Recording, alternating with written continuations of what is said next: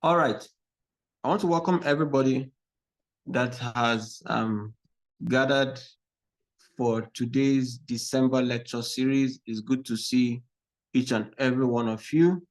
So very quickly, we'll start our meeting. And today's lecture is a very interesting one. Today we'll be looking at one of the most on-demand topics that I've gotten from some of our colleagues, and it's on the topic and the subject of Japa. I hope my Yoruba brethren, I hope I'm pronouncing it very well. Japa, or is it Japa? Pros and cons. All right, and today we're going to be having the one and the only Dr. Timothy Achema anchoring this session. He will be our resource person for today. All right, so Dr. Timothy Achema is an alumnus of Bingham University College of Medicine,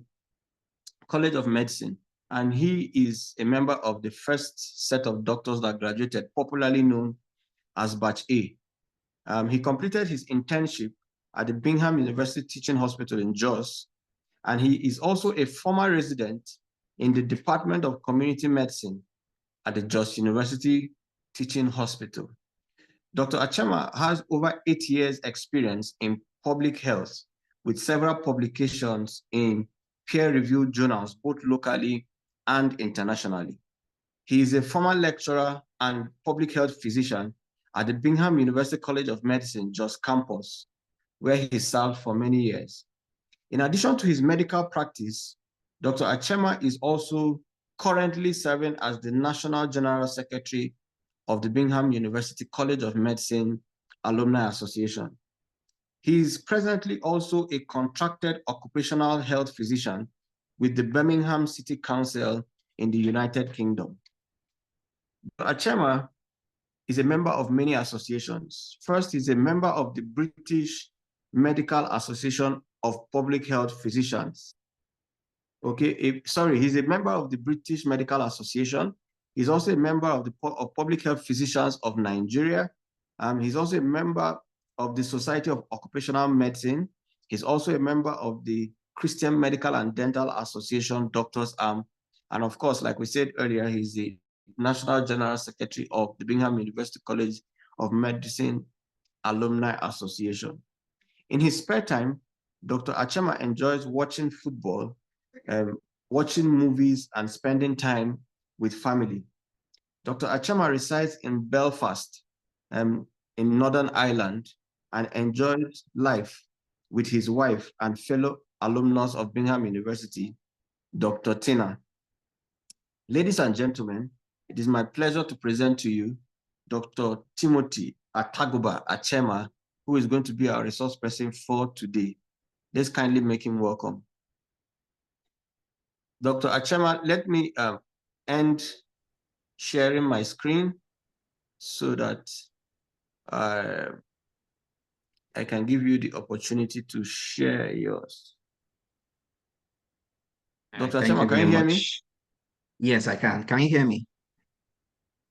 Yes, sir, we can hear you very much. So you can share your screen now, sir. All right. So let me. It's been a long time I used Zoom. And things is okay. All right. So let me bring my presentation up. And then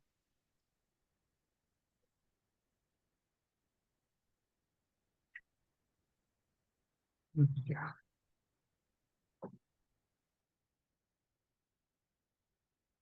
Okay. So can everybody see my screen? Yes, sir, we can see your screen very well. Okay, that's good. So I will just try to. Okay, so can we see it now? Yes, sir, we can. We can. Okay, all right, brilliant. Okay, thank you very much, Dr. Samuelson. And I just want to start with appreciating the um, executive committee members of the Bingham University College of Medicine Alumni Association for giving me the opportunity to deliver this talk to our very, very precious and distinguished alumni. Today I will be talking on Japa, pros and cons. And it's a very, very timely topic. I knew it was something that was going to come up because in our present dispensation, especially as medical doctors, it is a topic that is very, very widely, discussed and deliberated on amongst medical professionals like ourselves. So today I'll be giving the talk and try to look at, you know, give like a very, very nuanced view of Japa, as a pathway. So I'm not going to be advocating for Japa during my talk. I'm not here to try to promote Japa. I'm just here to, provide a very balanced narrative of what it entails and, the pros and cons of something like this if you choose to go through with it. And then, of course, the decision, would be up to you to decide on what you want to do. But like I said, I'm not going to be promoting. I'm neither for or against. I'll try to be as objective as I can. So thank you very much for giving me this opportunity. So I'll be talking with this outline. So I'll just start with an introduction, and then I'll try to give a little context, and I'll be doing that using my own Japa story. Like I said, I'm trying to give a very nuanced view of the whole thing, and I'm going to be talking a lot based on my experience and my context.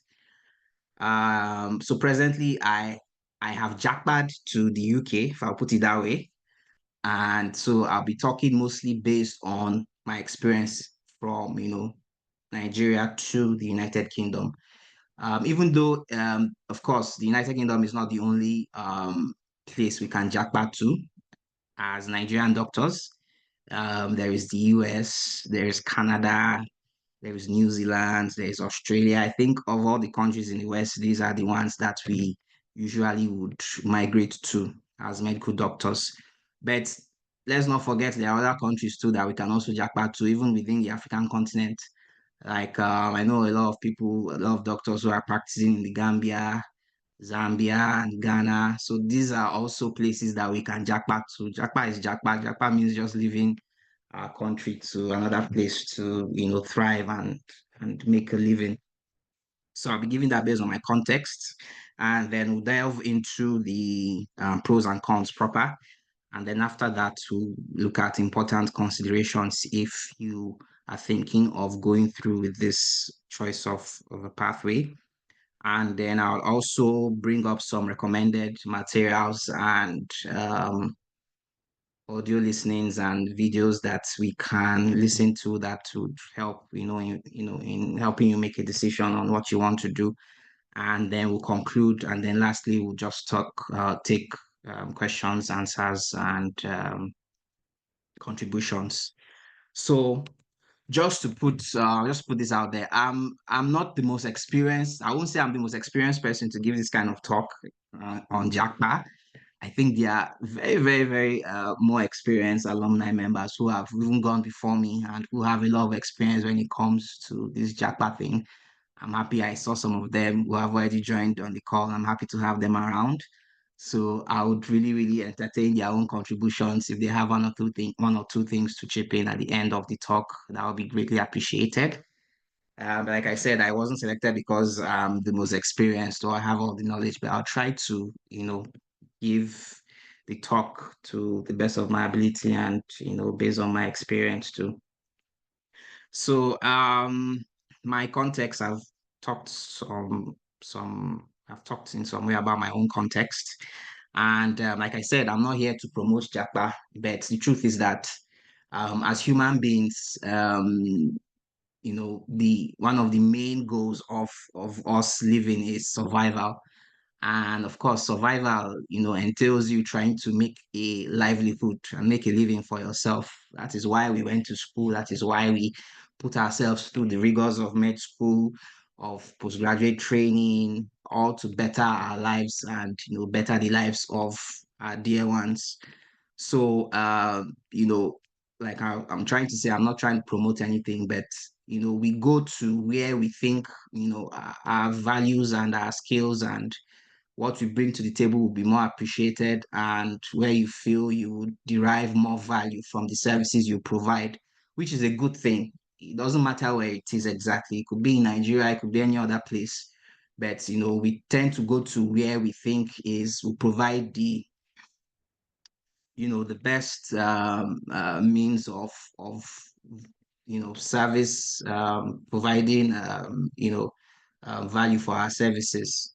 So whether you choose to stay, if you feel that is what is best for you, that's okay. If you choose to leave, that is okay. Nobody should make you feel guilty or blackmail you, into thinking that you have made a wrong decision to go. And life itself is a journey. A lot of us went to, I mean, Bingham is in Jos and Karu. A lot of us are not from Jos or Plateau State or Nasarawa State or from FCT Abuja. A lot of us were not even born there, but we all moved to these places because Bingham afforded us the opportunity. Bingham had what we were looking for. And so even in some way, even within the country itself, there is some form of Japa based on, you going to where you feel you get what you are looking for. So life is a journey. You can start off somewhere and end up in another place. Some of us have settled in places that were not places we were born or would have dreamt of living in. But that is what life is all about. And just to add, we are all migrants in some way. And just to even provide some biblical context, in some stories in the Bible, God even instructed some people to japa, like Abraham. God called him up one night and told him to leave the land of his birth and move to another place where he was going to prosper him and make him, the father of all nations. Same with Lot. At some point, Christ himself too had to japa from Bethlehem to Egypt because, they were after his life. So his parents thought that, that was the best thing to do at that point in time. Like I said, we move because we want to go to places that offer us the best of what we are looking for at a particular point in time. So life is a journey, and of course, it could involve moving far and wide to get what we want. All right. So I'll just try to quickly give my own Japa story. And one thing, from the previous talks we've had, from when Dr. Logan talked, on trying to find, choose a career path, residency opportunities and all of that, and even the talk that Dr. Sarah Ryan gave the last time too, there was something I noticed. They try to be really, really vulnerable in their discussions. And that's something that I welcome. That's something that I think we should do, because one good thing about this our lecture series is that, in as much as we are trying to deliver timely topics to our alumni, there is a different gravy when it is people that have walked in your shoes, people who have told the path that you have told, people who have gone to the places that you have gone to, people that you have similar experiences. When they are giving these talks and they are trying to provide you with an objective view of this whole thing, it hits differently, because that they can relate to what you are going through. They've been to where you have been through. We are not going to go and bring somebody that finished from Juth, or somebody that did not even pass through Bingham, did not experience what it is, what we went through in Bingham. As Binghamites, we know what it is that we went through.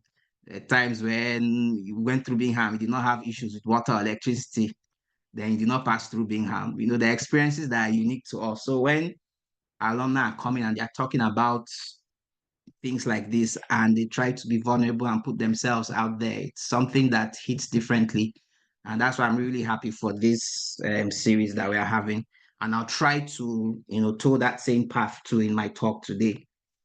So my Japa journey, first of all, I never intentioned to Japa from time. That's one thing I must start with. I was not one of those people that were pro Japa from my medical school days. There are some of us that were very, very pro Japan, from school. We know that, okay, these ones already have it in their plans to leave. Some of them are here and, eventually they left. So, but me, I didn't start off like that. Um, my decision to leave, happened along the line. So just some few months ago, I was talking with one of my long lost friends like that was also in Bingham, that's also Japan. She's in the US now. And she was just telling me that Achema, Dr. Timo, just call me Timo. You say, Timo, I can't believe that you're the one in the UK. You that you sit me down that time in Bingham and say, why do you want to leave? We need to stay back and, try to, stay in the country, make a name for ourselves here and all of that. I can't believe that I'm the one that has left Nigeria after all the talk that I talked. And even me, I was even trying to say, I really cannot even remember when I said all these things. So are you sure? But things changed along the way. So that's the whole thing. So after my medical school, we went for service. We came back. Thankfully, we were retained by Bingham. So Bingham was not really offering residency opportunities then for what we were looking for after we had passed our primary. So we had to go far and wide to look for entrance opportunities for residency programs. I remember then a lot of us in the first and second sets, we met in some facilities, in some centers like ABU and all of that because we're trying to get into these residency opportunity places.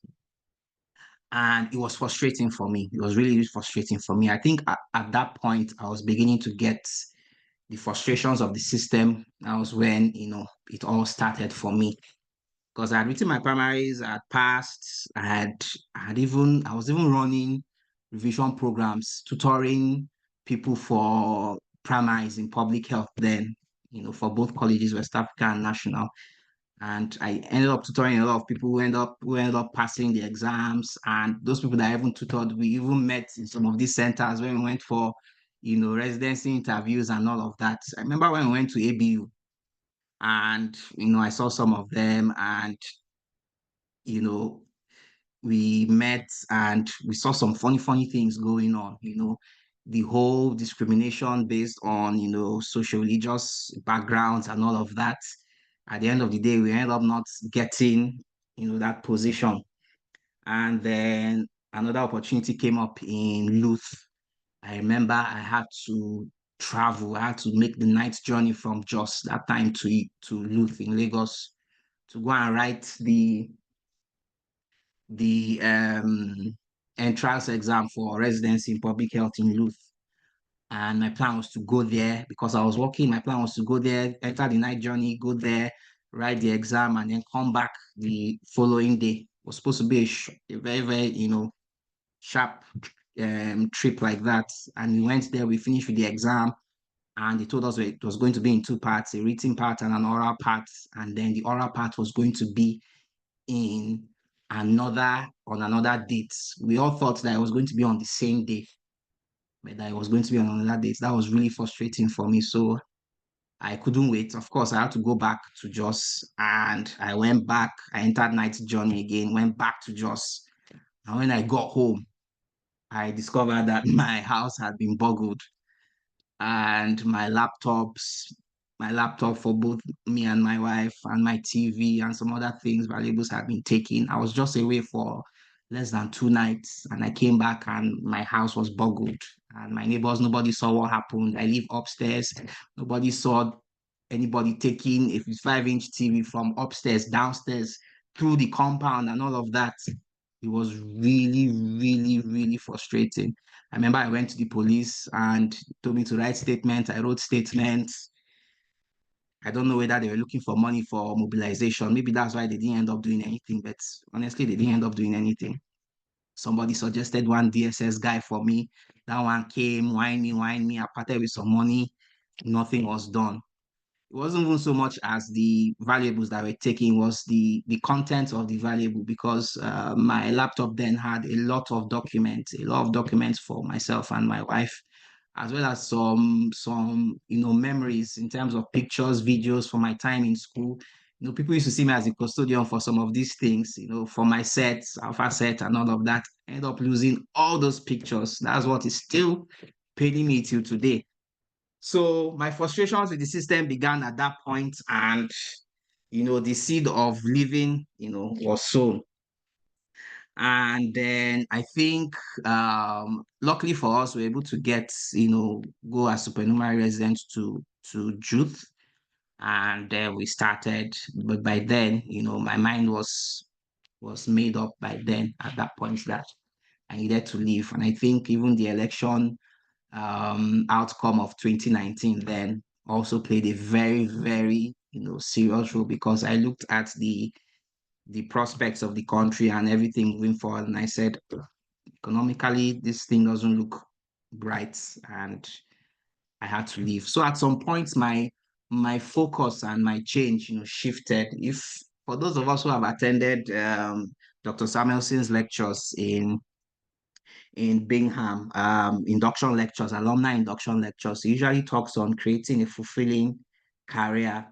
One of the things he always talked about was we have to consider what you count as an accomplishment. Is it money? Is it impact? Is it influence? That will determine what you want to create as a fulfilling career. For some of us, it is accomplishments in terms of getting to that pinnacle of your medical career as consultants, or in the academics as professors. For some, it could be influence, making a very, very big impact on your specialty and area. For some people, it's money. You want to be financially well to do. So at some point, what I counted as fulfilling, changed at some points. And when I looked at everything, looking at my family and background, I made the decision along with my spouse that, look, the economically we are better off outside of the country, and for at least for the short term, this is what we are looking at, trying to build economic value and get as much as we can. And that was the main thing that influenced that decision to leave. And of course, I have not regretted the journey. I've not regretted that step. I think it was the right thing to do. And my only regret is that I did not leave earlier, honestly. So for me, that is my whole story. And the truth is that for a lot of us who have ended up making this journey, our stories will be very, very similar. Very, very similar, I can assure you. For a lot of us, our stories are very similar. Some of us would have started off not wanting to leave, but at some point, the economic climate changed, and we had to leave. Even if that was not the case for some of us, there will still be some similarities in all our stories. So there's a reason why I try to provide this context, because it is going to be influential in the talk going forward, because some of the things that I've talked about in my own journey are going to come up or prop up later in the talk. And of course, we end up making a lot of sacrifices. I remember that I had to leave Jute. I started my residency in Jute. I had to leave. It was just before my part one, but I had to leave. I had to make that tough decision to leave, because I looked at it. I was like, there was not going to be any use for me getting, my part one at that time. It was better for me to put all my eggs in one basket and face, you know, this direction. And I was able to do that. I remember I even started a master's program in Bingham. Then I master's program in in public health. I finished the first semester, wrote exams, did very well, finished all the coursework for the second semester, everything, assignments, my CA was ready. My projects, I had gotten approval for my projects because I had written a proposal. It had been vetted by my supervisor. It was just for me to start collecting data and writing up the text for the projects proper. And then by then I had already, booked my PLAB 2 exams and the flights, made flight arrangements, accommodation arrangements. Lots of money had gone into that. And I had made those arrangements before time because I was waiting for the date for my second semester exams, which was supposed to be my final exams for the master's program. And of course, Bingham being Bingham, they didn't bring out the timetable on time. So I had to go ahead and make my arrangements to travel before the schedule for the exams came. And then when the exam schedule finally came, the day I was supposed to travel, leave Nigeria and travel to the UK for my exam was the day we're supposed to start our second semester exams. So I looked at it. I was really torn. It was a dilemma for me. Should I stay and write this exam and reschedule my exams, reschedule my flights? It was virtually impossible. Lots of money had gone into that. Gotten a visa. Finally, I'd gotten a visa and everything, and it was just not feasible. I had to forfeit my exams and defer my program. I remember people went to the exam hall that day, and then later in the evening, I started getting calls from my colleagues. How far? Where you there?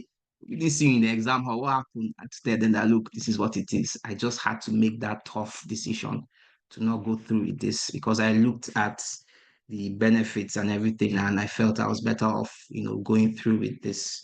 So a lot of you would make such sacrifices if you choose to toe this path. That's what I'm trying to say, and we'll see it come up later in my talk. So that's all about me.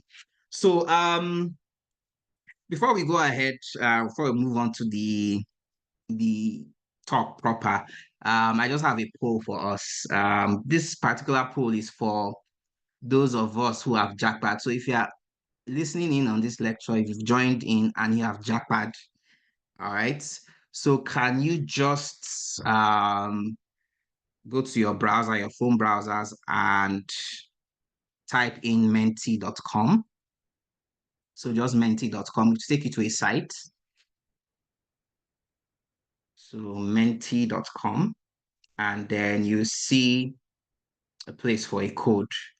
So just type in the code 28207117. So the question is, if you have jackpot, what was or what were your reasons? All right. So 28207117. This is for those who have jackpot. If you have not jackpot yet, don't worry, your own poll is coming. But if you have jackpot, just help us, answer this question. If you have jackpot, what was or were your reasons? So you have more than one option. You can put, I think, as much as 3 reasons why you left. So permit me to just go to the word cloud. Yeah, so let me present this. Okay, so it's a word cloud. So it's still the same thing. So if you have your phone, you can just scan the QR code and that will take you to the site. So thank you for the responses. We've gotten 3 responses so far. So we can see the reasons that are coming up. Career progression, to join my husband, family. Yeah. So family is a very, very, very important reason why people end up living better life, the economy, of course. So this is a word cloud. So the bigger the reason, it means that more people are responding or putting that as an answer. So career progression, as you can see, is the biggest phrase here. So it means we have more people who have left because of career progression, which is good. I didn't expect this, but that's good.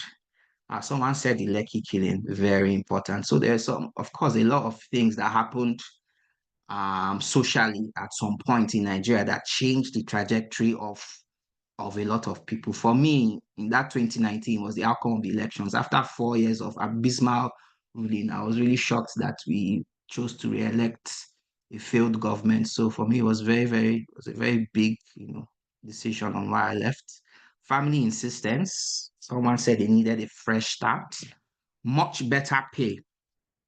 My kids also very, very important. Okay, so I just give about 1 or 2 more minutes to see if there are any more um reasons, 13 responses. Okay, like I said, this poll is for those who have jackpot. All right, so we can see the reasons that keep coming up. Better life, family, much better pay, my kids, career progression, money. So we can see that family actually, is a very, very huge reason on why people leave. And it was also one of the things that influenced my decision, as well as that of my spouse, wanted to create a better life for our family and our kids. So yeah, that's good. Okay, so all right. So thank you very much for your responses. I'll just go back to my lecture. So I'll go back to a second poll. Now, those of us who are listening on this lecture that have not yet jackpot, all right, but you have made up your mind to jackpot. Before this lecture, you have already decided, you've started making plans, making steps to jackpot. So if you fall in this category of people, you can log into dementi.com and type in this code 28207117 and let's see your responses. So this is for those who have not yet jackpot but have made up their mind to jackpot. So what has influenced your decision to leave? So let me go back to my word cloud and go back to this. Okay. All right. So if you have made up your mind to jackpot, what is or are your reasons? I'm hoping this comes up.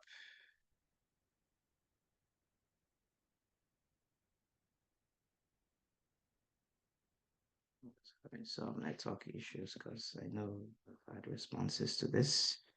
Okay. Okay. So if you have made up, all right, good. So I think we're beginning to have responses. Okay. All right. So job satisfaction, career progression. Okay. So career progression keeps coming up. That's good.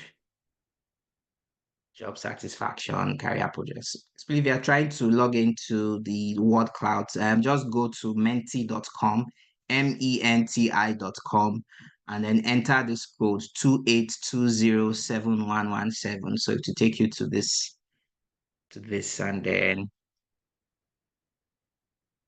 you can type in, I think, as many as 3 reasons. All right.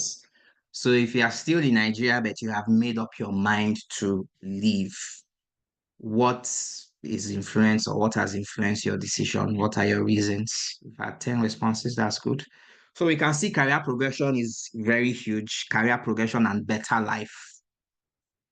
Very interesting. Kidnapping of doctors, yes, yes. By the time I made up my mind to leave, kidnapping of doctors was not something that was so widespread. But now it's very disheartening that it has become the order of the day in terms of insecurity. Doctors don't no longer feel safe. We always felt that we were untouchables, because of the amount of value we provide to society. But it seems that people who are not good don't see it that way. So someone said bat is coming back. That's a very, very good reason. All right. Money, working system, yeah, insecurity in Nigeria. So insecurity, career insecurity, insecurity seems to also be a very, very huge reason. Economy, all right, job satisfaction, insecurity, kidnapping of doctors, financial stability, economy. So economy, security, career progression, a better life. All right. So I'll just give some few seconds or a minute and then add 20 responses. Thank you so much for everyone who has responded to this. Thank you very, very much. All right, so career progression seems to, take the cake here, right? Career progression and security. Okay, so let me go back to my lecture. Thank you very much for your responses. So I'll go back to the lecture. Okay, so let's go on to the meat of the talk today. So I hope I'm not taking too time. Hope I'm not talking too much.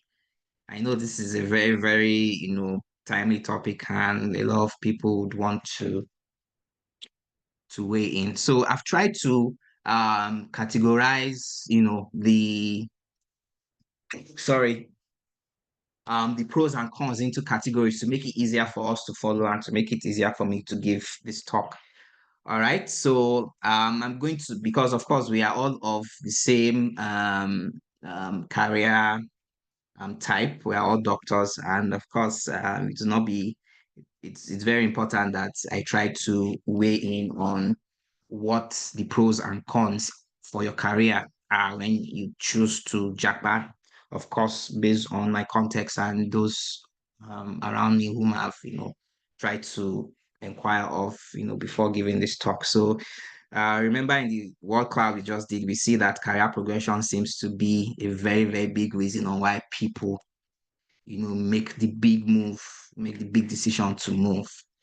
And for your career as a doctor, really career progression is one of the pros of Japa. Honestly, it is.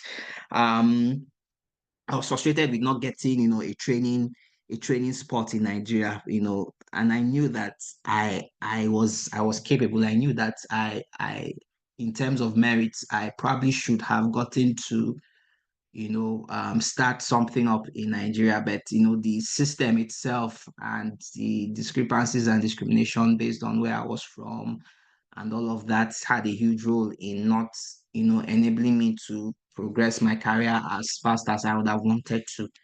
But in some cases, this is not the case when you come over here. The thing about moving over to a place like this is that you are most of these places, most of the places you end up jackpotting to, you are assessed based on your capabilities. All right. Your opportunities are given to you based on merit. So that's a good thing. Nobody's looking at where you're from or what religion you belong to and all of that. So career progression is a very, very big pro in moving over to some of these places. Training opportunities, as long as you are good, as long as you put in the work, all right, as long as you put in the work, you meet the capabilities, you meet the competencies. It is one of the big pros of moving over to these places. All right.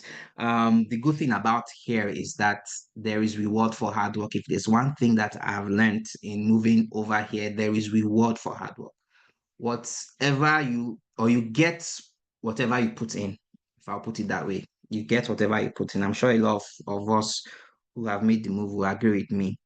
And then, of course, if you are not even thinking about, progression along the medical line, there are lots of alternative pathways that you can to as a doctor.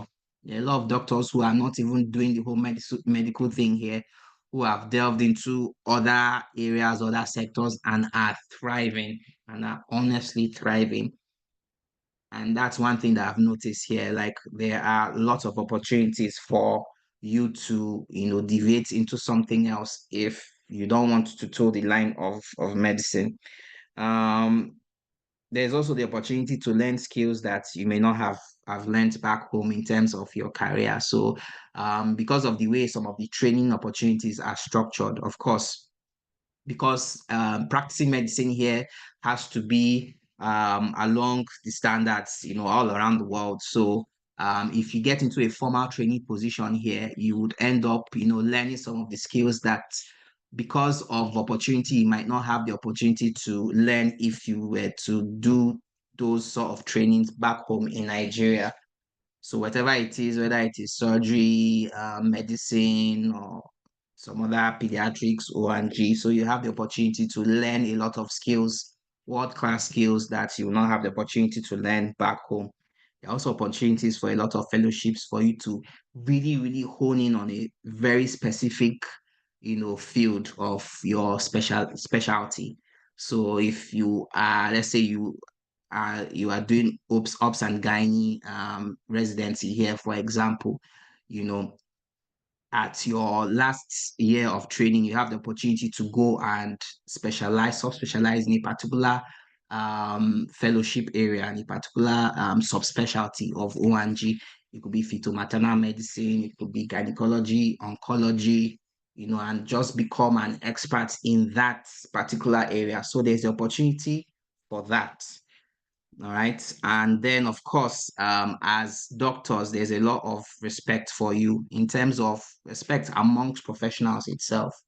there are less cases of bullying and this hierarchy thing that we experienced in Nigeria. If you did residency in Nigeria, you know that these are the issues that you have to deal with. You're seeing your profs and your consultants coming, and they no born you here to not go and carry their bag and help them to their office. Here it's not the same thing. Nobody expects you to carry their bags or to call them by prof, doctor, this. Everybody here is on a first name basis. Although that's a cultural thing, but nobody expects you to do ballet like that. You are not expected to do that. In some centers in Nigeria, if you don't do that, there's nothing for you when it comes to some of these exams and progressing. Some people can choose to frustrate you and stall your progression. But here, progression in your specialty, in your training, depends mostly on you. So if you're hardworking, if you're up to it, you will move fast. Nobody is going to witch hunt you and all of that. It's very, very rare. It doesn't mean it doesn't happen, but it is very, very rare. There are systems in place to checkmate this thing. I remember when I was doing there was because I also work ad hoc part-time. I take up shifts in Ops and Gynae here. So I remember some weeks ago, I was on call with one of the regis in Ops and Gynae, one of the hospitals here, and we had a case of a confirmed ruptured ectopic. And we had to inform the consultant. The consultant had to come in to come and do it. And this guy was just dragging his feet and frustrating and delaying the whole work.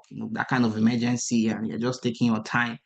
And at the end of the shift, the reg I was working with was really, really pissed. And she said she was going to put in a complaint against the consultant at the end of the shift, because she was not happy with the way he responded to the whole thing. I just cast my mind back home, like, you are frustrated with the way this consultant handled this thing. And, there's a formal channel of complaints, and that consultant is going to be in trouble if she ended up doing that kind of thing. But in Nigeria, it's almost unheard of that you want to complain that you are not happy with the way your boss handled something. Okay. So what about the cons of your career in terms of Japa? Of course, it's not all beds. It's not all a bed of roses. One thing we must emphasize is slow progression. All right, because for most people, they might have to start over again, or make some sacrifices like I did. I made progress in my own career, but I had to take a back seat. My career had to stall for some time because I wanted to leave. I started things that I could not end up finishing because I had to make that jump. It's the same thing for some of you who would want to leave. So it's a very, very big disadvantage when you choose to make that jump. Your career might slow down a bit. It might slow down. It doesn't mean that it will not eventually pick up. It will eventually pick up, but compared to your peers, back home, you see that those ones will become consultants, and you are still in some part of training. You are still trying to, you know, get forward in whatever you are doing here. For some people, and then because of these places, because of the very, very poor recognition of our training competencies back home. Even if you are able to transfer some of your skills from your training back home, you might end up having to, demote yourself a bit to a lower level. When you come in here, there are a lot of consultants in some specialties, surgical specialties, medical specialties, who have come here and had to, demote themselves to a reg level, because the system is different. You cannot just transfer and come and take on the responsibilities of a consultant here. You will drown. So some would have to, step back or step down their capabilities so that they can have some time to adapt to the environment, which is one of the factors here, difficulty in adapting to the work environment, because things are very, very different. So you might have or struggle a bit, in trying to acclimatize to the work environment here. You can't just come in and start taking calls, even though you're a consultant here. You drown in a lot of things because there are some competencies that are expected of you that you may not have the opportunity or the privilege to have, mastered back home in Nigeria. So that's some of the cons of in terms of your career. And then some people might have to settle for an alternative specialty all together. All right. There are some people that, there is a consultant I know in public health, consultant in public health in Nigeria that has come here and has had to, move into psychiatry entirely. Of course, because, trying to, follow public health and, practice as a public health physician here is not really, really easy. So the person has to settle for an alternative specialty. So that is something that could happen to you. There are people that, were psychiatrists back home, they came here and they're general practitioners. There are people that were, medicine consultants, they came here and they had to settle to be GPs or some other things. So, there is that thing of settling for an alternative specialty, something that may eventually happen to you. And then the work here is tedious. I thought that we used to work in Nigeria, but Kai, honestly, there's work here. At least for my own context, the NHS and all of that, the work here is mad. I know that we used to work in Nigeria in terms of, we you do calls, and then you're finishing your call, you're entering, another day of work. The good thing here is that if you've done calls, yeah, nobody expects you to work to come to work the following day. Let's say you do nights, you're not expected back at work until the following night. So there's allocated time for rest. You must have at least 11 hours of rest from your previous shift, unlike Nigeria. But that 11 or 12 hours or 8 hours that you work, you will work. The work here is crazy. I remember the first time I did nights here, I remember doing nights in Nigeria, even as a HO and all of that. And there are sometimes you even get some opportunity to even sleep small. So just lay your head small, of course, and sleep, even though you were first on call. Oh. But here, there are some specialties that are mad. If you come to your night shift by 9 p.m., you are on your feet until 9 a.m. And there's something we usually say about the medical registrars here. They are usually very, very angry because I honestly do not envy those guys. The work here is crazy. It could just be a thing of the system. The NHS is a system that's drowning and is not what it used to be. But things are really, really crazy. So depending on the specialty, there are some specialties that are really, really chilled. But the truth is that for the most part, the work here is quite tedious. So you should not go into this with the false, perception that you are coming to come and do less work here. You actually work for every penny that you make. And that's one of the crazy or funny things about, coming over here. Like every penny that you work for. And the thing is that your pay is calculated based on hour. So every penny that you work for, like it is really counting as you're working, the money is counting in your head that this work I'm doing, like I'm working for my money. That's what will be in your mind as you're working. I'm working for my money. When you go to a shop and you see something that is you see something that you like that you want to buy since 25 pounds or 30 pounds. The first thought that will come to your mind is that this is 1 hour of work. Oh. You start looking at things from that avenue of pay and all of that. And then there's also regulator issues, all right? The GMC, for at least for my own context, and of course, depending on where you are, if you're in Canada, Australia, New Zealand, their regulators are very, very, very, strict on, issues of probity and medical negligence and all of that. At least compared to our MDCN in Nigeria, at least I've had a taste of both. And I know that for a fact, regulators over in these countries are really, really strict and on the point when it comes to, trying to make sure that your practice is within standards and you don't have any probity issues. It's so crazy that a lot of times doctors are working on eggshells, you are working and you are really, really trying to be very, very cautious because you don't want to get into trouble. Because if you look at some of the cases of reasons why doctors have gotten suspended, all of that is really, really crazy. And there are sometimes that if you mess up outside of work, it doesn't even have to be in work self, the onus on you is to report yourself to the GMC or to the regulator before they find out. if you report yourself, you lessen the amount of punishment that you have, because they are very, very big on you recognizing that you have made an error and you are making steps to change.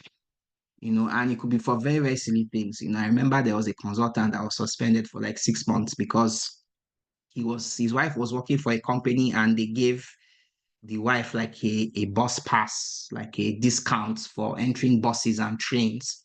And the doctor was using her pass. The wife was not a doctor, she worked for a different company. And the doctor was using that pass to, transport himself to work from home. He was using the pass to, transport himself using trains to work. It's not that he was using it to go to another place, using it to come to work. And it was an issue of probity for him. The GMC ended up, suspending him for 6 months, that it was dishonest, even though he was using it to come to work, which was for a good cause, but the pass did not belong to him as a person, was not given to him, was given to his wife. So you can see how, mundane some of these things can be, because they are very, very big on honesty and all of that. And high societal standards are very, very, expected of doctors wherever you are. There's a very, very high societal standard. You are your what is expected of you. Your behavior in public is of a high standard, so you don't want to fall into any regulator issues. And of course, there's the ever-present discrimination. So even though I said that there's a lot of respect and bullying is not as at home, of course, some doctors might get discriminated on, based on where they are from, the color of their skin, and all of that. I will not say it is not present. I will not deceive you and say it is not something that is present. A lot of us have experienced this sort of, discrimination. There are sometimes that to be very, very blatant and staring in the face. You know that, okay, this is blatant discrimination. This person is doing this because they don't like where I'm from, or they don't like me as a person, or they don't like, the color of my skin and all of that. So it is something that is very, very present. So that's something we must put in mind. All right. So that's a lot of talk on career. So about income and finances. What are the advantages? Of course, for Japa, the pay is a very, very big thing. For me, the economic implication was one of my main reasons for leaving. I felt that I could earn more based on the amount of skill set that I had and based on the amount of work I was, willing to put in. So, like I said, the good thing about, these places that you can jack back to is that, you know, if you are willing to put in the work, it will show in your account. That's the truth, right? So, of course, based on where you're coming from and your background, the pay is amazing. It is much, much, much, much better. There are things that I can afford today. There are places that I can go that I would not even dream of doing if I was still back in Nigeria. Of course, this is because of the fact that I'm practicing in a place like this. So the pay is amazing, all right. Income is always a plus, all right, compared to what you would have earned back home. You end up earning more than what your professors are earning. That's the truth. Your consultants who are put in. It's a very, very sad thing. It's a very, very sad thing. It just goes to show how undervalued, you know, we are in Nigeria. The fact that you can come in here and then you can earn much more than your consultants who have put in 30, 40 years, who are dons in their field, what they are earning, over in Nigeria. It's a very sad thing. Consistency in pay too is another good thing. There's nothing like anybody's owing you salary. It's unheard of that every month you not get salary because there's one issue or the other. Your employer is owing you. It is unheard of. It rarely happens. It cannot even happen, Seth. It has to take a very, very big issue for something like that to happen. But this is something that is very, very common in Nigeria. It's something that is widespread. I remember a story of a doctor who was trying to apply for a visa to come to write PLAB 2 in the UK. And he was a doctor who was a resident in a federal teaching hospital in Nigeria. And was it? I think it was a state. It was a state hospital. It was a government hospital, a state hospital in Nigeria. And it was one of those states where they were owing doctors for like months. And he had declared on his application that this was how much he earned per month, and then this was whom he worked for. He worked for the government and all of that. And then he submitted his pay slip. And of course, there was no income, there was no income coming in for a number of months. So they denied his visa because the person who was assessing his visa application could not fathom how it is that you say you work for government and for like 7 or 8 months you were not paid. It didn't make any sense. So they thought he was lying or he was a fraud, and he ended up not getting that visa, ended up missing the exam entirely, of course. So things like that do not happen here.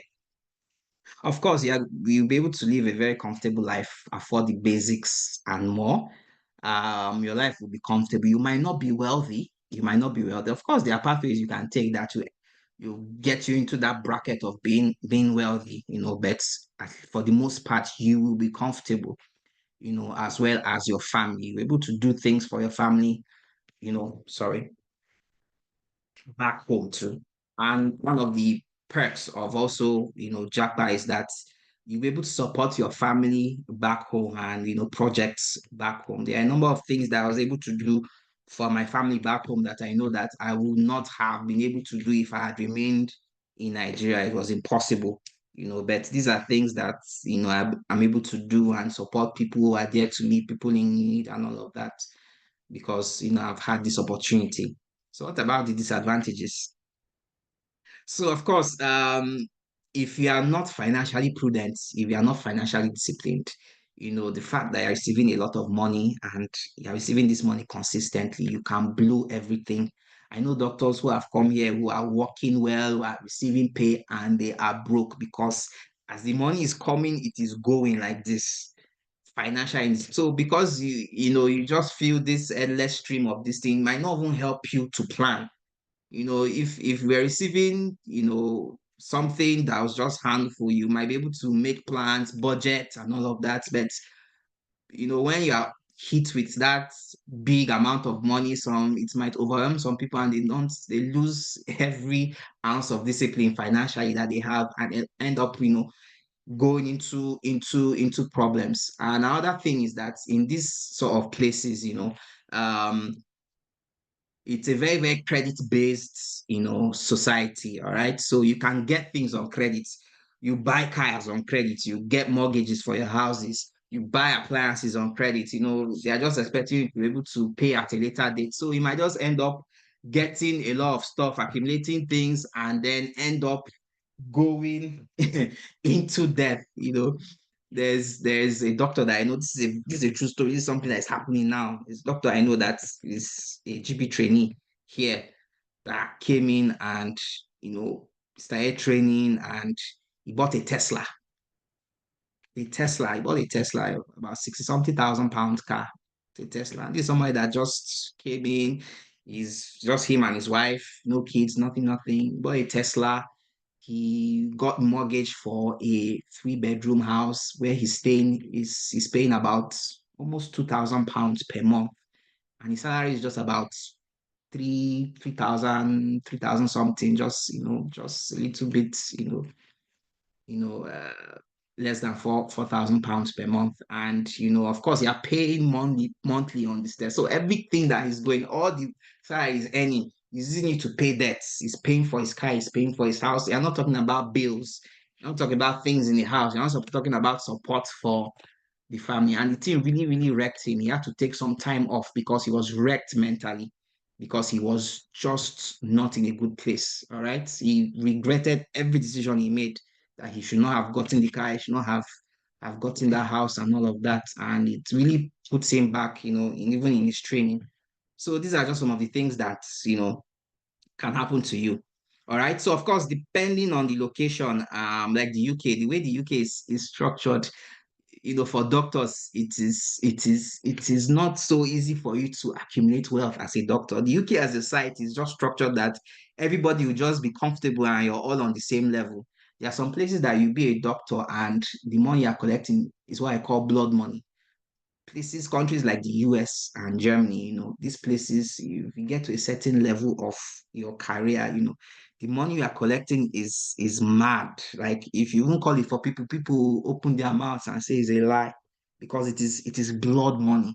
All right. But of course, depending on where you are, if you're in the UK, for example, you might not have enough to be wealthy. You just have enough to be comfortable. Okay. So you might not be able to, leave a wealth legacy for your kids and your family because, the system in terms of taxation and tax brackets, when you get to a certain level of pay, will not just allow you to accumulate wealth, right? There's some countries that are very, very capitalist based, like the US. It is possible for you to do that. So of course, context matters. Depending on location, you can build wealth. For some places, might just be comfortable.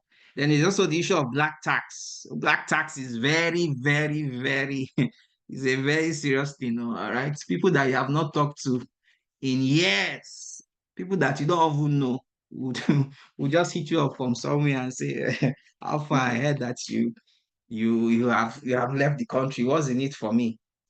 It's so bad that some people will not even update their social media to show that they have left the country because black tax is a clear and present danger. Okay, so and while it's not a bad thing, of course, you have to support, the people that you have come up with and people back home.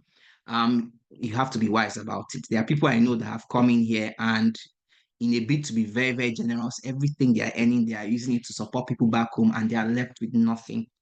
All right. So, of course, it can be a very, very serious issue if you are not disciplined. All right. What about health as a category? What are the pros in terms of health and the cons too? All right. For most of these places, when in Japan, of course, the healthcare system is very, very functional. So you have a very, very efficient and functioning healthcare system. All right. So you have access to expert care and the best of facilities. All right. So depending on your presentation, you know that there are some things they're able to do for you. All right, based on the guidelines that they have. So of course, you're able to get CT scans, MRIs if your presentation, warrants it, surgeries, minimally invasive surgeries, and all of that. So of course, these are some of the perks that you would get to enjoy, efficient emergency services. There are some things that emergency, illnesses that, some people close to me have suffered back home that, when I think back, I say, if these guys were here, these are things that would have been sorted. You have a heart attack, you have a stroke. It would be very, very hard for you to see someone that has had a heart attack and end up with, deficits or sequelae, or a stroke that end up with deficits because, these things are very, very efficient when it comes to emergency services. If you die an ambulance, depending on what you say, the ambulance is there in minutes and the EMTs are very professional. They are highly skilled to, get you to the best of your health back, depending on whatever it is, expert care is very, very, present here. And then I put physical activity because um, one of the things here is that in some way it can encourage you to be very, very physically active, because um, the way some of the transport systems are structured here, having a car might end up putting a hole in your pocket, because of parking fees and some of these places. So in Nigeria, if I remember then, if I want to move from one place to the other, I'll just hail keke, enter. Then it was like 20 naira, 30. You can enter keke for 20 or 30 naira or 50 naira as at then. I don't know what it is now. But and the distance is something that's walkable. When I came to this country, then I realized that I sabi waka. You will see 30 minutes or 40 minutes of walk as nothing. When I get back home and I'm telling people that you just walk this in 30 minutes now, you can walk it. People are like, how are you saying 30 minutes is a small walk? But I'm already used to it because you walk and walk and walk. That 10,000 steps, you will meet it every day. All right. So of course that's good. That's a good thing for your health. And then let's not even talk about, some of the gym services that are available. Even at your workplace, there are some workplaces that have gym facilities available, for you to be physically active. And then, of course, we cannot deny the influence of environment on disease etiology. So, this brings me to my last point here on the pros for health. Depending on some diseases, a change of environment might reduce your episodes of flare-ups or incidents of those sort of diseases. When I'm somebody that has atopy. I get a lot of allergic rhinitis and conjunctivitis, and I noticed that since I came here, my episodes of those things have really, really died down a lot. And I noticed that it's because the allergens are not as much as they were, especially during the Harmattan season in Nigeria. So I had less episodes of these things. So that could be a perk for you. What about the cons? Long waiting times, all right, depending on where you are. Um, it might be crazy to see specialists. I remember there's a scan that I needed that I need. I remember they had put me on the list since last year, and I've not even heard a word. It's more than a year now, nothing. And I know that I may not get a call up for that scan for maybe till like the next 2 or 3 years. There was a patient that somebody was visiting me about that was waiting for a scan, and they told her that the scan was going to be in 2099 or something. That was when the scan was going to come through for her. I said by then the person will be dead. Now what is the use? So you can have very, very long waiting times. Of course, depending on the country that you are in.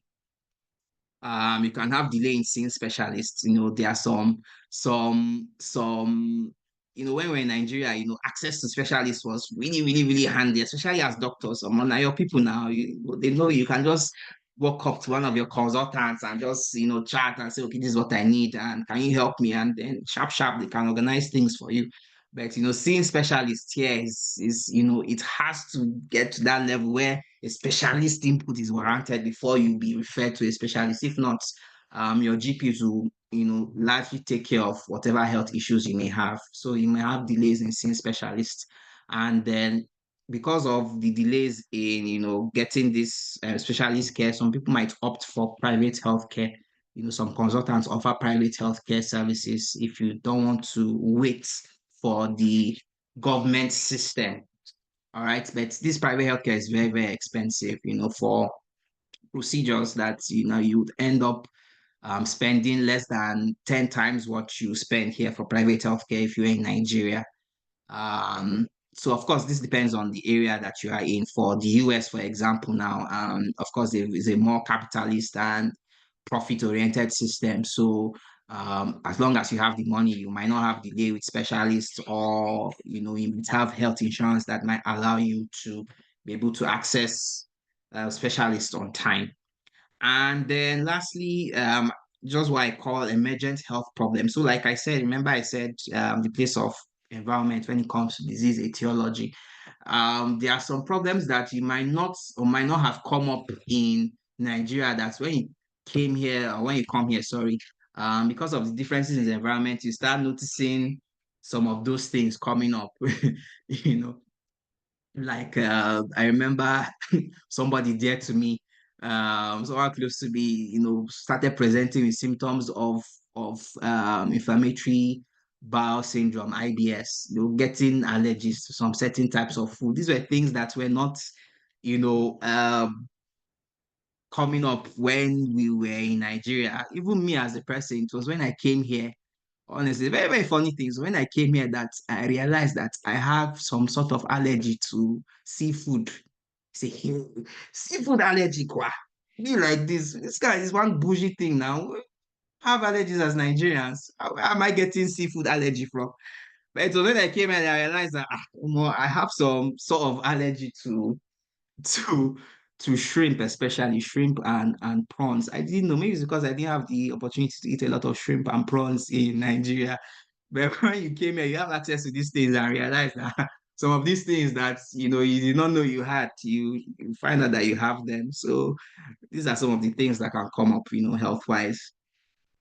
All right, and then this like the last group of of things on the whole Japa pros and cons. So socially, social factors are very, very important. All right, very, very important.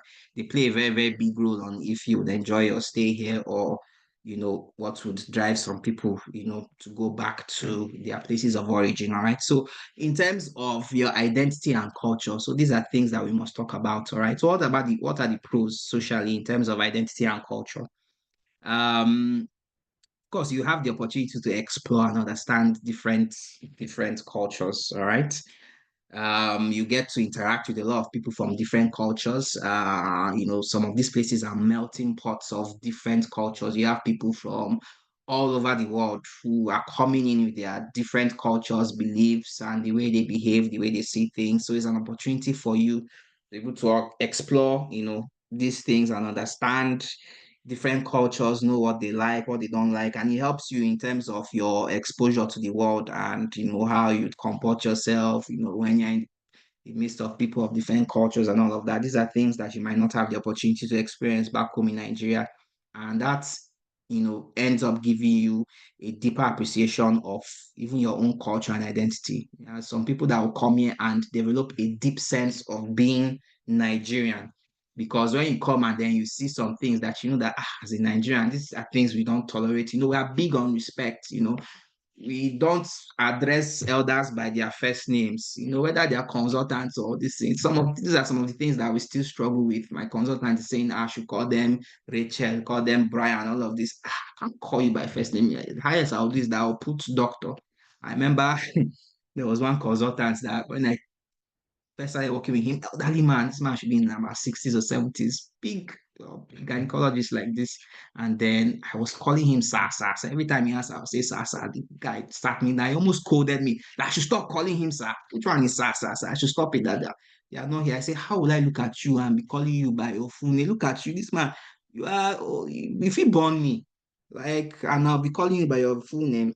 That's not part of my upbringing, but these are things. So it helps you, develop that deep sense of appreciation of your own culture and identity and your values as a person. And for some people, it helps them to develop a strong sense of self. All right. So they get to appreciate where they are from and where they are Nigerian. And even though we might not have it all, there's this thing about, there's just that thing about being Nigerian, just it's a feeling that we cannot shake off, and coming here might help you to, develop that strong sense of self. So how about the cons? Culture shock is a very big issue.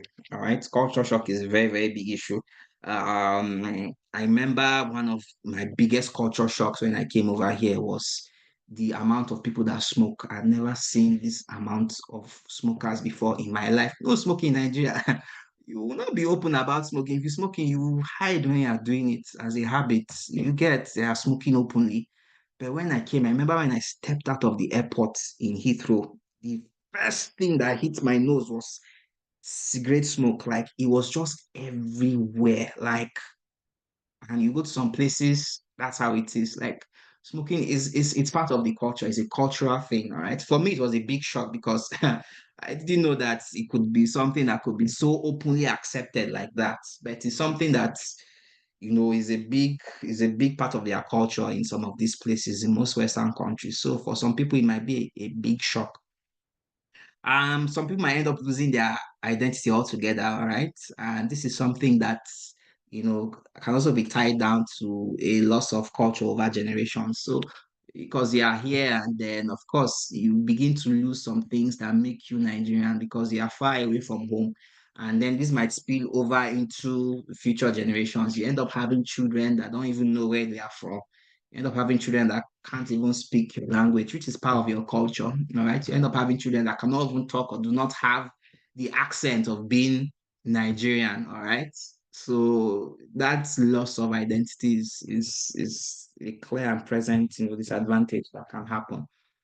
And you end up adopting other cultures along the way. All right, end up doing things, we think concern us with Thanksgiving and Halloween and all of those things. But sometimes when you come to these places, you end up adopting some of these cultures because these are the people you are working with, these are what they are doing. They are saying, oh, are you doing anything for Thanksgiving? Are you having any friends over? Of course, you have to integrate in your workplace. You have to integrate the people around you. So you end up adopting some of these things, end up losing some of those things that make you Nigerian. So these are some of the issues that you might have. Relationships too, also very, very important. I honestly hope I'm not taking too much time. I want to run through this so that we can move on. So as an advantage, being here or Japaing can promote yourself, your sense of independence. I know back home in Nigeria, there are a lot of things, especially handyman jobs, mechanic, carpentry, plumbing. You have people that, are on your speed dial. You can just call in to come and fix one or two things around. But here, if you have to do that, you are going to part with some serious hard-earned cash. So you might end up having to learn some of these skills yourself and end up being solely independent on your own. So that can promote that sense of independence. And then, of course, in Nigeria, for some of us, back home, that you'll be able to, you have a lot of avenues for social interaction. You can just call up your guys and then you can go out, go to one joint, enjoy yourself, or go out and go and watch match and hang out with the boys, come back in the night. But here, when you come, yeah, it's just you and your family. So for some people, especially for some men that were used to that social lifestyle in Nigeria, coming here has really boxed them into that corner of having to stay at home with their kids and their spouses. And it could be to the advantage because sometimes you end up strengthening the bonds that they have with their spouses and your kids because you are mostly around. By the time you leave your house, you're going to spend money. Nobody wants to spend money. And you say if you stay at home, you will save money. All right. So what about some of the cons for relationships? Of course, there is a loss of sense of community. Here, there is the sense of community is not so much. And that is a very, very big issue. Sense of community is not so much. Everybody's on their own. You have people who are in their 90s, 80s that are living alone. All right. People who have their aged parents and they send them to care homes. In Nigeria, community, you have someone who has given birth, who has issues raising children, you send people in, everybody's willing to contribute, to take care of kids, take care of the elderly in society. But here it is non-existent. There is no sense of community. So you can lose that sense of community. Of course, lots of friendships. There are some friendships that I had in Nigeria that I have not been able to maintain since I left. Of course, these are things that are dear to me. They have lost some of those friendships because of Japa. And superficial relationships is also very, very prevalent because truth is that some of the people here are very, very superficial. All right. We go to work, you just interact with your workers and then you just say hi, hello.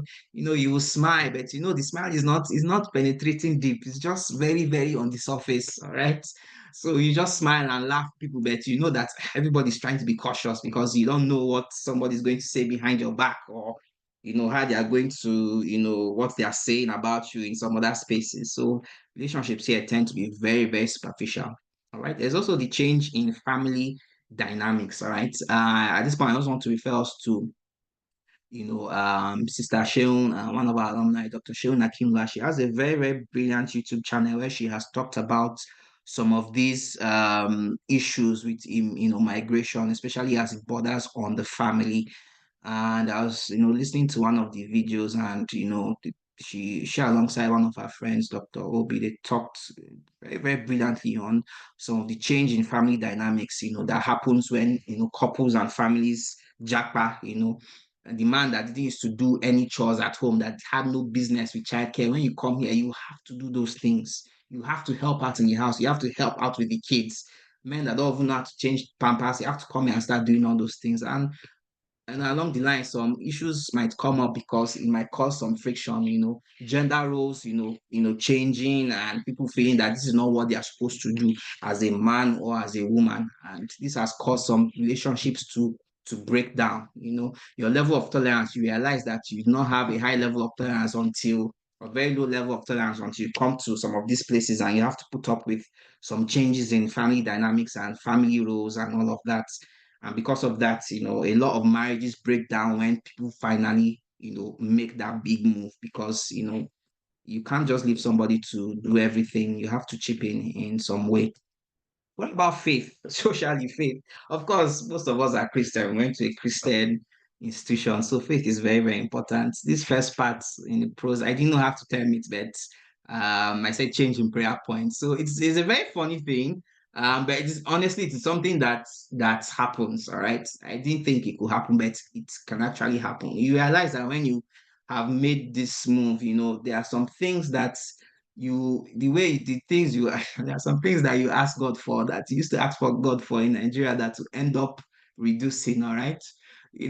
Back home in Nigeria, of course, one of our main prayer points is security and provision and all of those things. But when you come and you realize that some of these things that we bother God with, is our government that is failing, that is just making us to disturb God with those prayer points. So honestly, you realize that, you begin to, your relationship with God will take on a different role. And this brings me to the second point, when you come here, because if you look at Maslow's hierarchy of needs, at the bottom, you're talking about very, very, basic things. You are praying to God for electricity and water and all of those things. But when we come to a place that has all of those things, you move up that hierarchy of needs and you get to that point of where you're looking at self-actualization and all those things. And your relationship with God also takes that route. You realize that what you begin to bother with is, getting a deeper level of intimacy with God, because some of these things you do not end up worrying about those things. So even when you even go to some of your churches, some of the churches here, some of the things that we talk about every Sunday, it is more centered about, trying to develop that deeper intimacy, trying to develop that relationship with God. Is more about, a mental or an emotional thing when it comes to, your relationship with God. And that's something that I've noticed that could happen here, and which is also good because it's something that we must do. And then, of course, you also get to experience the experience of God from other people. When you get to see people who have not gone through the experiences that you've gone through in terms of culture wise, who have had basically everything, that they need, you know, as people, and they are still really, really invested in their relationship and their work with God. It's honestly, it's what's the word? It gingers you on another level, because you can see that, oh, me, there are some things that I had no choice but to, ask God for and depend on God for. But you see people that have no reason to, because they have everything going for them. Is the reason why a lot of them can be atheists, because they don't feel that they need God. But when you see people who have had that experience and still share this very, very deep understanding of whom God is, it really, really, works on you, and it gingers your faith in God as a person. All right. So what are the disadvantages? Difficulty expressing faith in practice, very, very, very big issue. All right. You cannot come out and, tell patients or clients you're interacting with that you're a Christian, or offer to pray for them, because you don't know where they're coming from. It could be offensive. You cannot project your faith on people. You have to allow them to volunteer that information about themselves, and then you can choose to, go along that line if they want you to. All right. So you can't afford to pray for people, even though you might see that there's a very, very big need for prayer for this person. And because of that, it's very, very refreshing when you get to interact with patients who express their faith, without you, it makes the whole experience of patient care very, very different, because it's like you are being caged to not express it, and then you see somebody that is willing and open to do it, you just let it all out. So when it does happen, it can be really, really refreshing. But as a general, it is very difficult to express your faith. Nobody wants to get in trouble with your regulator and all of that. And for some people, they may end up losing their faith altogether. All right. So it's very, very easy to lose your faith in God, because you come here and then you seem, in quotes, seem to have everything that you need, and you feel you don't need God for anything. So some people might end up coming here and becoming agnostic or even atheists altogether. So it's very, very easy to become like that. So generally, socially, generally, of course, you get to appreciate good governance. You realize that a lot of things, this thing is very, very simple to do.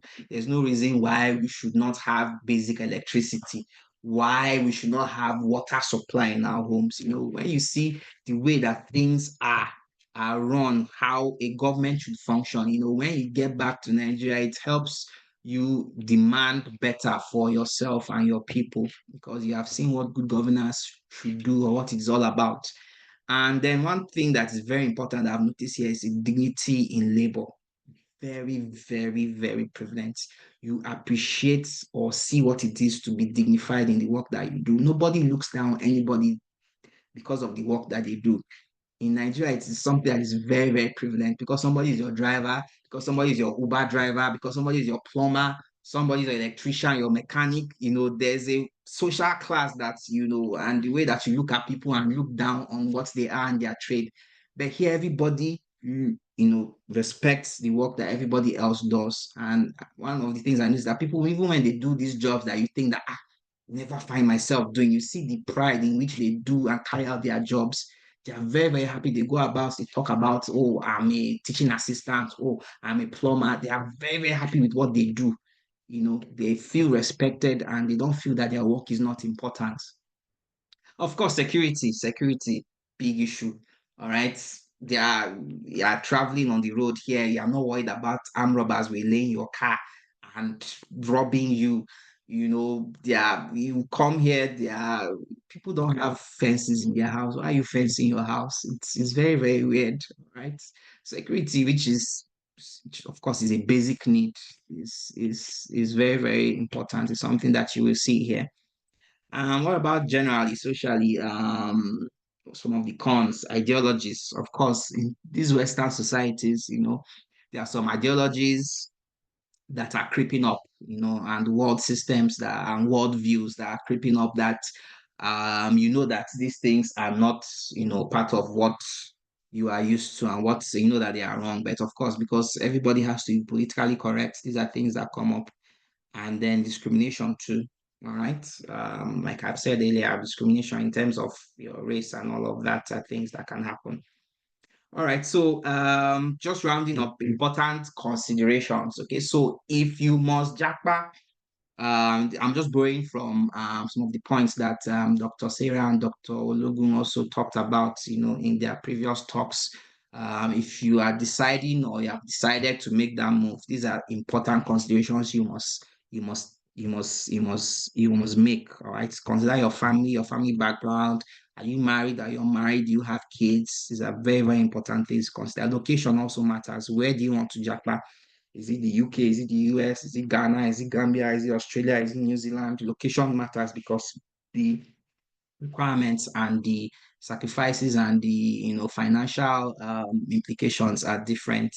Also, you have to consider what stage of career or your life you are in.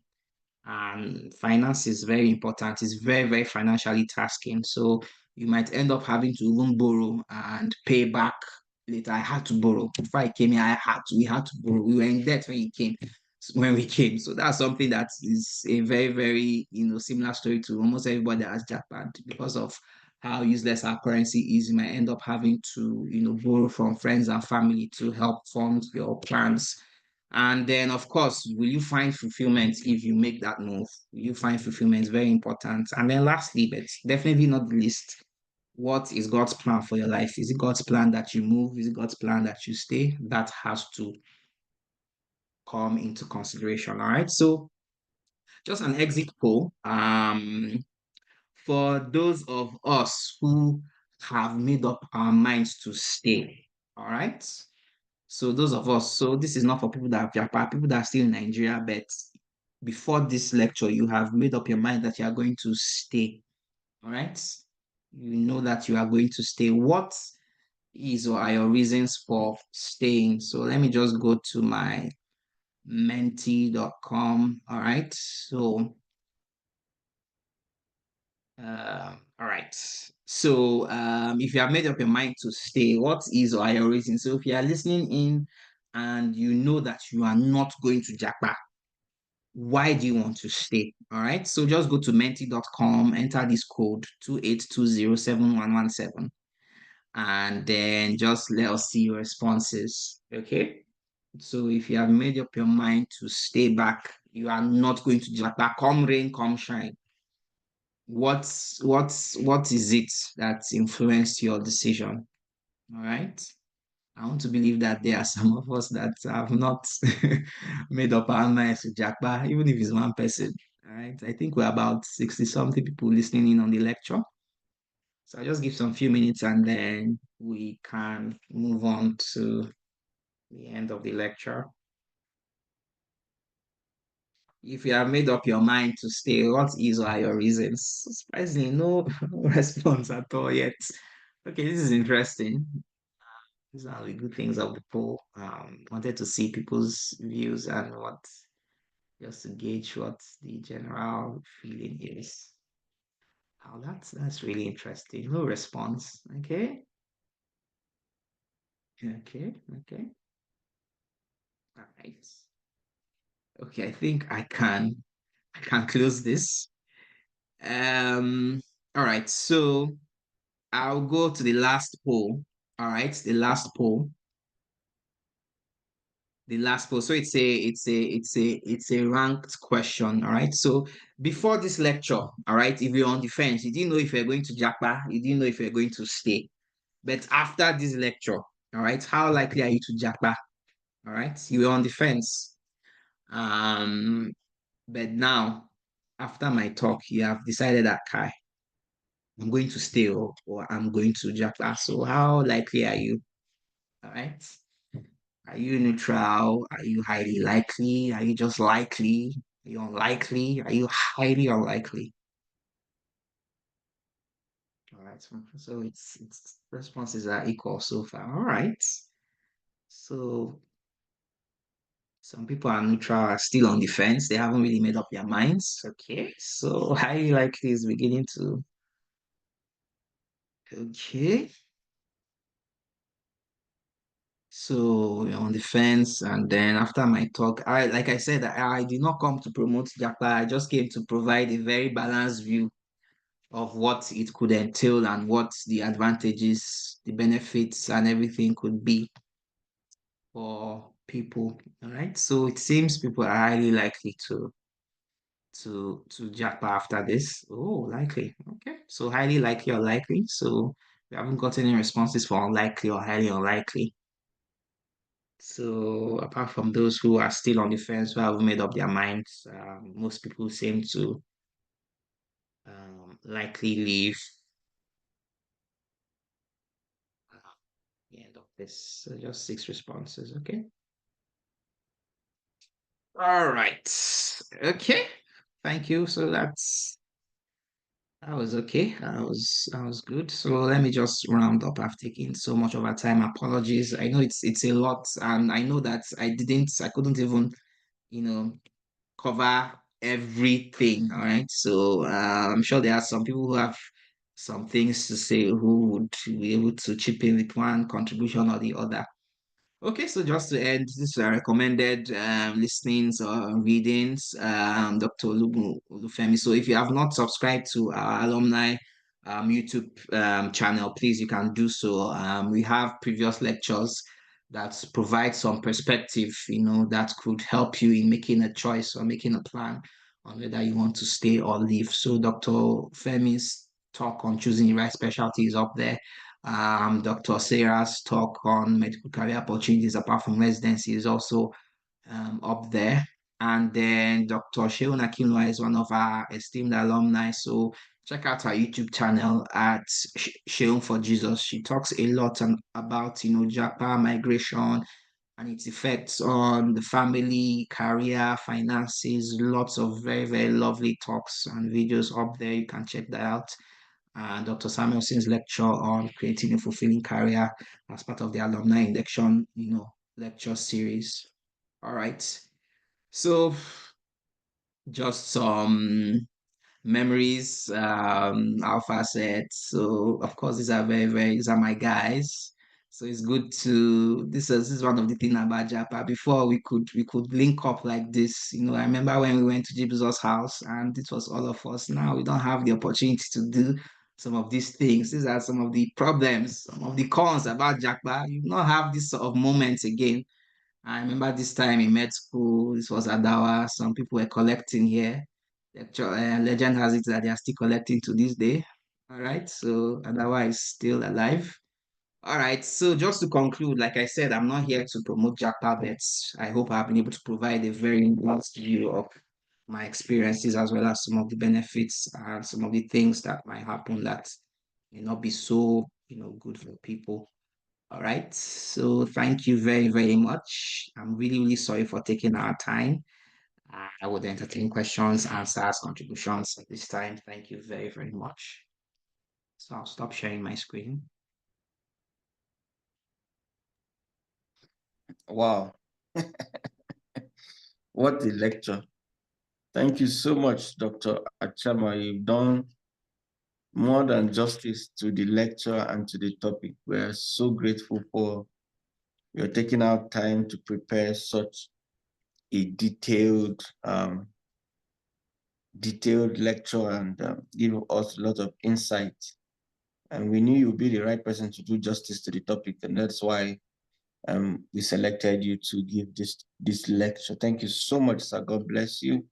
I'm sure that preparing the lecture took a lot of research, a lot of time. Thank you for putting in the effort, and thank you for also being very innovative in the presentation of the lecture. God bless you, sir. Thank you. Yes, so if maybe what we'll do, because we've taken so much time, we'll just take one or two questions and then we'll call it a day. If you have a question that you must ask, please, you have the floor. You can ask or you can type in the chat box. But before we take that question, I also want to give 1 or 2 minutes to anybody that wants to make a contribution, any of our people in the diaspora, that you have a contribution that you feel burning in your chest that you must make. Please, you have 1 minute and you have the floor. Just go ahead.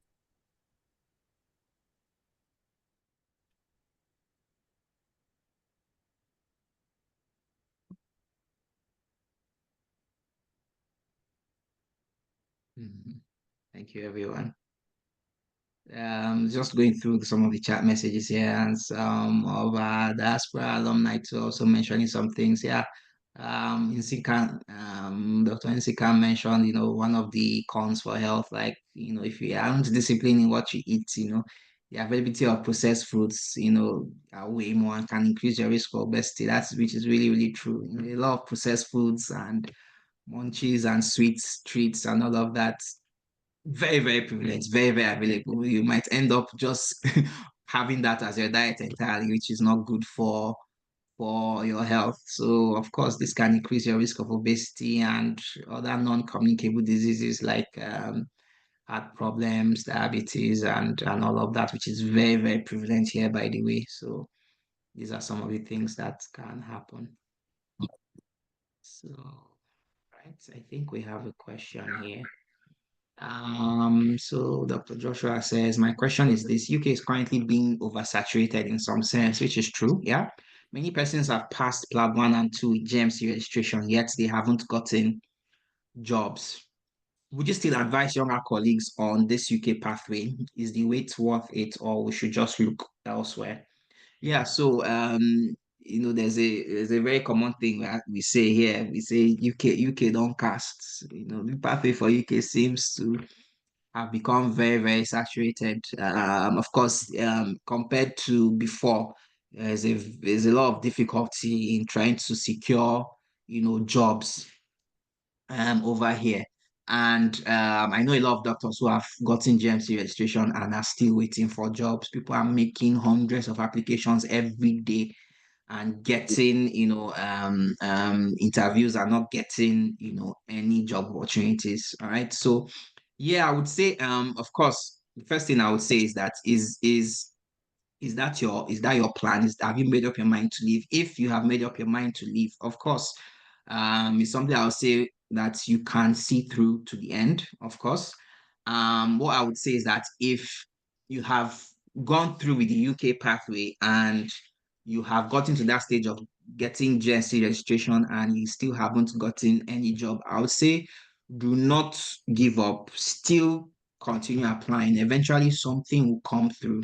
All right. What I also advise is that if you were in some form of training, all right, in Nigeria, continue with that training. Because one of the things that I've also noticed coming here is that your training and your skills that you gain in Nigeria, of course, depending on the specialty, does not really go to waste. All right. One of the problems with getting jobs here is that most of the jobs that are less available now are junior level jobs. All right, junior doctor roles are becoming less available. Of course, if you just have your GMC registration, these are the roles that will be available for you. But middle grade roles, so people who are like SRs or consultants from Nigeria who have some certain level of competency in some specialty, who can, at least operate at some level, the middle grade level here. All right. Some of those jobs are still very within reach for some people. All right. So, as long as you have gotten to a certain level of competence in Nigeria, you can actually apply for some of those jobs. The only thing is that sometimes some might need you to have at least scaled through some parts of their own college exams here. So, for example, if let's say you are an SR in O&G, or you are a consultant in O&G, you can get middle grade level jobs here, or to further, booster your application, you can choose to write the MRCOG exam part one or something, and that would help you to get into reg level jobs here. Some of the people who have come in as consultants from Nigeria have, come through this pathway and have been able to get those jobs. So middle grade jobs are still very, very much on the table. The problem is, junior entry level jobs that are very, very saturated at the moment. So I would say to keep going on. And then if you haven't even started entirely, I would say if you have the time, if you had the opportunity, my sincere advice would be to use the USMLE pathway. All right, use the USMLE pathway. The good thing about the US pathway is that if you pass the USMLE part one, steps one and steps two, you can apply for GMC registration and get your GMC registration and bypass PLAB exams entirely. So you can end up killing two birds with one stone. So you can go through the USMLE pathway. If you get a job in the US, fine. If you don't get, if you are not able to secure a position in the US, you can always get a GMC registration and try to look for a job in the UK. And but of course, it doesn't work the other way. You cannot use your GMC registration or your PLAB 1 and 2 results to get US registration. It's not possible like that. But your USMLE steps 1 and 2 can enable you to enter the doctor's register in the UK and even in Canada too. Of course, the US is sort of like the golden egg when it comes to, specialist and postgraduate medical training. All right. If you have a US based degree or specialization, you can practice anywhere in the world, even on the moon. All right. So if you have not started, I would say you should put all your energy towards, towing the US pathway, because it would pay off, compared to the UK pathway. But if you have gone through the UK one, just continue through with it and continue with what you are doing back home in Nigeria. So I hope I've been able to answer your question to some way. Okay, someone said, if both spouses are doctors and are just starting out, just finish house job, would you advise both partners to move at the same time or one after the other? Honestly, I would say if you have the resources, if you have the support, I would say move at the same time. All right. My spouse and I were able to thankfully move at the same time.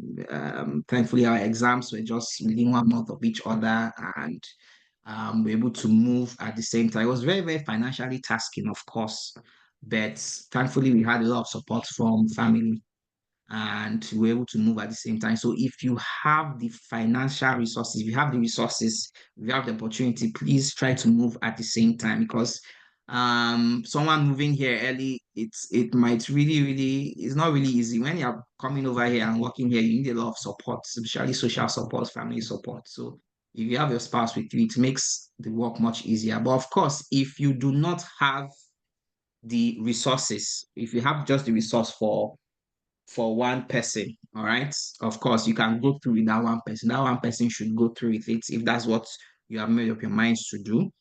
That person can go through with it, and then God willing, if they're able to get, a job and come over, they can sponsor the other one to come in and, take the exams. There are jobs that you can do while, you are trying to prepare for the exams and trying to write and get your GMC registration. So If you have resources for just one person, please, by all means, and you have made up your mind to do that, one person can come in ahead and then the other person can join them at a later date. We have alumni who have had to do that and come in and then,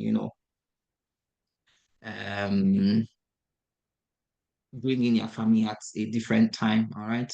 These are sacrifices that you would have to make if that is what you plan to do. Dr. Zikan just adds that I think you have to have done USMLE Step 3 CS to be able to access the GMC registrar. Yeah, I know the last time I checked, I think they phased out Step 3, like you said, Step 3 CS is no longer available. Last time I checked, I think they said Step 1 and Step 2 CS was enough to get on the GMC register, but you can cross-check too. But the main thing is that it's your USMLE steps you can get on the GMC register if you do the GMC USMLE exams. Dr. Sarah says to add about the USMLE, the quicker you decide and do it, the better. Exactly. All right. So that's one thing I must say. If you have made up your mind to Japa, start early. All right. One of the things I even want, people to do, especially as alumni, is something we can start to encourage, even if you are not going to Japa, all right, especially for the USMLE, because the USMLE step one is mainly path and farm, all right. So if you are fresh off path and farm, you have a very, very good chance of passing the exams and writing it then. Okay, so if you have made up your mind to Japa, you should start writing some of these exams. Of course, if you have the resources to do that as med students and even during your house job and all of that, especially for the USMLE, start making those plans very, very early. There are a lot of alumni that I know that some of these exams will be a walk in the park for some of us. And if you have the resources to do that, please start on time. All right. You can also explore Australia with your PLAB 1 and 2 with GMC registration. So yes, Australia is open, very much open to doctors with GMC or UK registration and some UK work experience. Even Canada and Australia and New Zealand too. So they are very, very open to doctors with GMC registration. All right. So the good things just start. You have made up your mind, just start, right? Just start, right? Okay. I can't see any more questions or any contributions. All right, guys. Thank you so much. Thank you so much, everyone. We've been on this lecture for almost 2 hours, and I can see the interest that it has generated, and many more people. Many people are still on the call up to this time. I thank every one of you. If you have any questions, if you have any more questions on this, please, you can put it on the platform, on our WhatsApp platform. Yeah. And Dr. Achema and Dr. Akinlua and many of our people that are in the diaspora will respond to you. So feel free to put your questions on the platform.